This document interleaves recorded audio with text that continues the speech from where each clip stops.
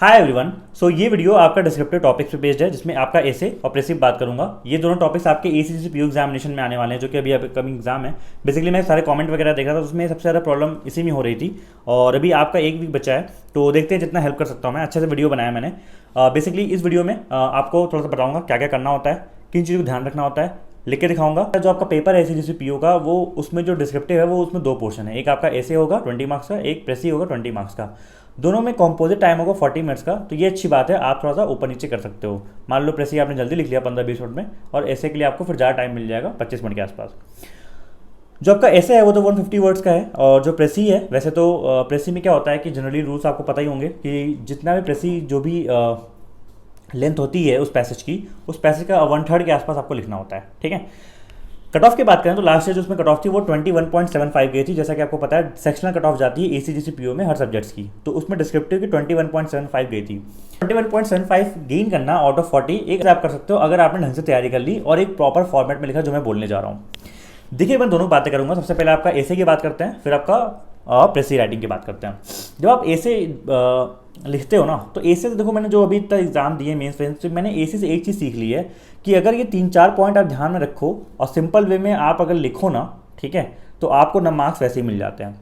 एसे में जब भी आप लिखो ये चीज़ों को हमेशा ध्यान रखो। एक तो आपका स्पेलिंग एरर का, एक ग्रामर जरूर चेक कर लीजिए। आप जो भी लिख रहे हो ग्रामेटिकली सही होना चाहिए।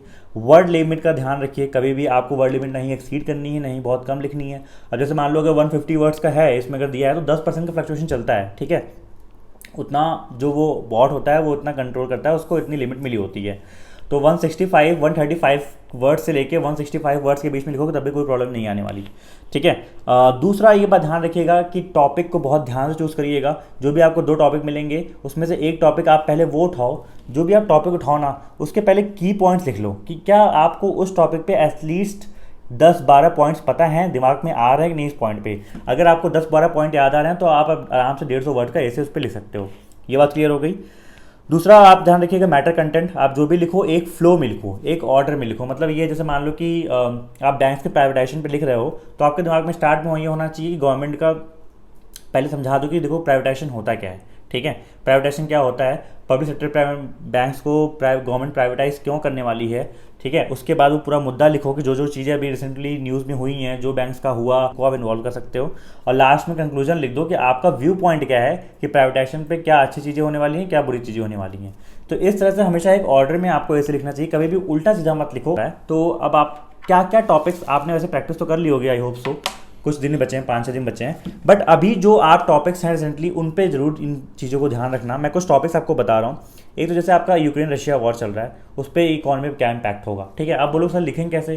कुछ नहीं यार, यूट्यूब पे कहीं ना कहीं डिबेट चलती रहती है। कोई न्यूज़ चैनल या फिर कोई फाइनेंस का चैनल जिसने बात कर रखी है, उनकी जाओ बातों को सुनो, या फिर कहीं से अगर आपने एडिटोरियल या फिर पैराग्राफ पढ़ रखा होगा उसको उठाओ, और जितना भी दिमाग में आता है वो आपको इस समरी में उसको लिख डालो। ठीक है, तो यूक्रेन रशिया वॉर पढ़ लेना। आपका जो ऑनलाइन एजुकेशन है, वर्क फ्रॉम होम, उस बहुत ही कॉमन चीज़ है, बहुत कॉमन टॉपिक है, उस पर 10 पॉइंट हमेशा याद रखो। राइजिंग इन्फ्लेशन, इसमें इन्फ्लेशन आपको पता है कितना बढ़ गया है, और इन्फ्लेशन और ग्रोथ दोनों में क्या है, क्या सिमिलरिटी है, क्या डिफरेंस है, कैसे गवर्नमेंट पुश कर रही है, उस पर कैसे काम कर रही है। इन्फ्लेशन पे जरूर पढ़ लीजिएगा। Rise of EVs, electronic vehicles, इस पर जरूर पढ़ लीजिएगा। ठीक है, गवर्नमेंट किस तरह से इसको प्रमोट कर रही है। फिर श्रीलंका में जो फाइनेंशियल क्राइसिस हुई, ठीक है, श्रीलंका की क्राइसिस अच्छे से पढ़ लेना। एक शॉर्ट नोट बना के 10-12 पॉइंट लिख लेना, मेजर पॉइंट्स। बाद जो आपकी $5 ट्रिलियन इकोनॉमी है, अगर उस पर आप कुछ लिखना चाहो ग्रोथ का, एक उस पर पढ़ लेना। ठीक है, ब्लॉकचेन, क्रिप्टो करेंसी बहुत न्यूज़ में थी, क्योंकि आपको पता है अभी क्रिप्टो की मार्केट बहुत फॉल हुई थी जब ये स्टॉक मार्केट पूरी मार्केट गिर रही थी।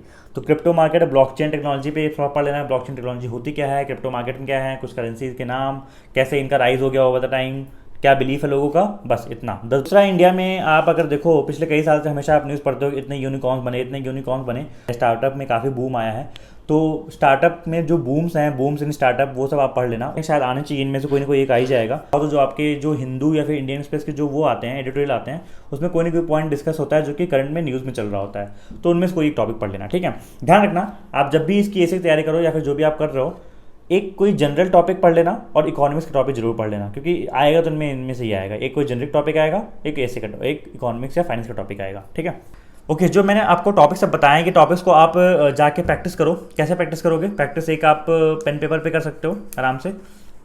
ठीक है। और दूसरा आप क्या कर सकते हो, आप जो भी मॉक टेस्ट लिए होगे उसमें अगर इसी से पीओ का वो लिखने का आ रहा होगा तो वहाँ लिख लो। अदरवाइज ये गाइडली वालों का है जो जिसमें मैंने पिछली बार भी डिस्क्रिप्टिव लिख के दिखाया था। तो ये फ्री प्लेटफॉर्म है, इस पर मैं नीचे आपको लिंक दे दूंगा, आप जाके आराम से प्रैक्टिस कर लो। ठीक है। इसमें आपको लेटर और ऐसे का फॉर्मेट में वो मिलेगा, क्या बोलते हैं, प्रैक्टिस करने के लिए। तो आप अपना ऐसे कर लेना, लेटर तो आपको करना नहीं है। ठीक है। और फिर प्रेसी राइटिंग में अभी बताने वाला हूँ, वो देखना कैसे करते हैं। प्रेसी का पहले बताता हूँ रूल्स क्या होता है, उसका मैं लिख के दिखाऊंगा प्रेसी, आपको आराम से वो देखना उसका। प्रेसी राइटिंग में देखो क्या होता है। प्रेसी राइटिंग के मैं आपको कुछ रूल बता रहा हूँ। सबसे पहले प्रेसी राइटिंग के आप रूल्स, आपको लेंथ तो पता ही चल गई होगी अब तक, कि जैसे मान लो आपका अगर 300 वर्ड्स का जो पैसेज दिया गया है तो आपको 100 वर्ड में पैसे राइटिंग लिखनी है। अब 100 का मतलब एकदम एग्जैक्ट 100 नहीं होता, उसमें भी +-10 चलता है। ठीक है। तो 90 से 110 वर्ड तक का भी अगर वो लिखोगे तो आपका काम हो जाएगा। जितना भी है उसके 1/3 के अराउंड ही आपका रहना चाहिए। ठीक है, ये बात ध्यान रखिएगा।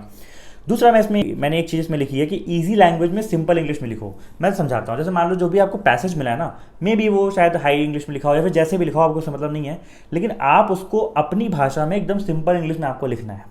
ठीक है, इस बात को ध्यान रखना। हमेशा जब भी आप पैसेज पढ़ो प्रेसी का, एक उसका टाइटल जरूर पिक करो कि उसके लिए आप क्या टाइटल दे सकते हो, कि मेन आइडिया पिक करो कि उस पूरे जो पैसेज है ना उसका मेन थीम क्या है, और कोशिश करो टाइटल से एक लाइन लिखना। उसमें ये सब मत लिखना इट वॉज द डू, ये सब मत लिखना, बट डायरेक्टली जो नाम है like privatisation of banks, unorganise sector, या फिर जो भी है वो एक पॉइंट होना चाहिए। एक टाइटल याद रखना, टाइटल शॉर्ट होना चाहिए। ठीक है।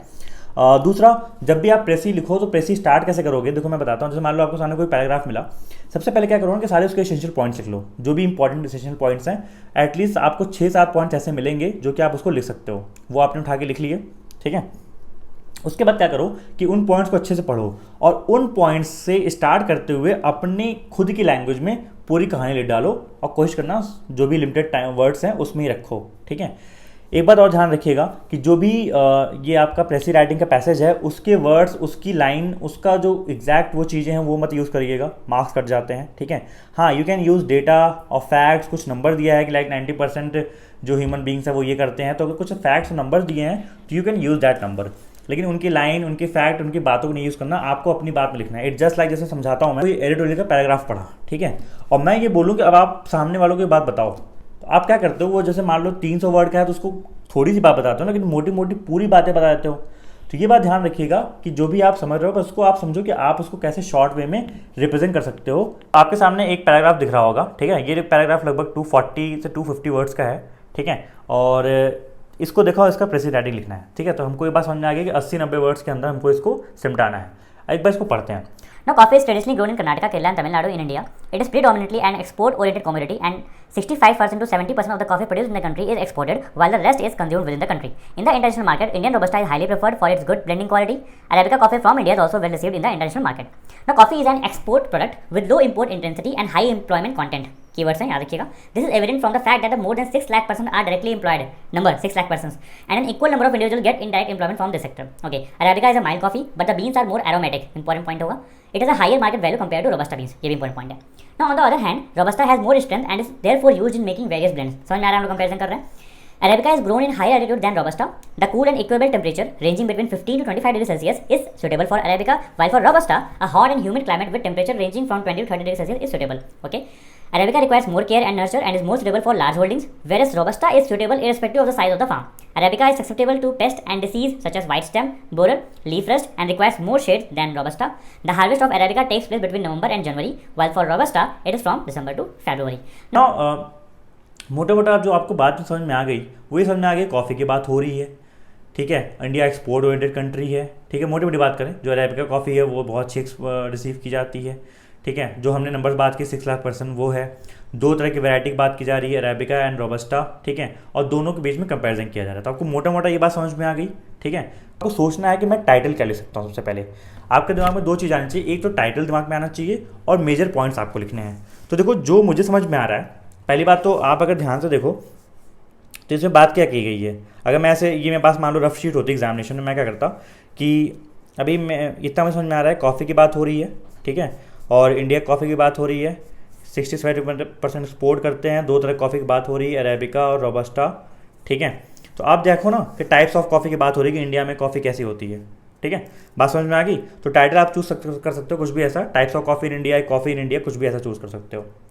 नाउ मूविंग फर्दर, अब जो मुझे मेजर पॉइंट्स इसमें निकालने होते हैं, अगर मुझे लिखना होता तो मैं सबसे पहले जो पॉइंट्स लिखता कुछ पॉइंट्स में लिखूंगा और इन्हीं बुलेट पॉइंट से निकाल के मैं 80-90 वर्ड्स का एक समरी बना दूंगा। ठीक है, बुलेट पॉइंट्स क्या थे याद है कि कॉफ़ी इंडिया में जो ग्रोन होती है वो मोस्टली क्या होती है, एक्सपोर्ट कमोडिटी होती है। ठीक है, और किन किन स्टेट्स में, कर्नाटका, केरला और तमिलनाडु, ये 3 पॉइंट ध्यान रखेंगे।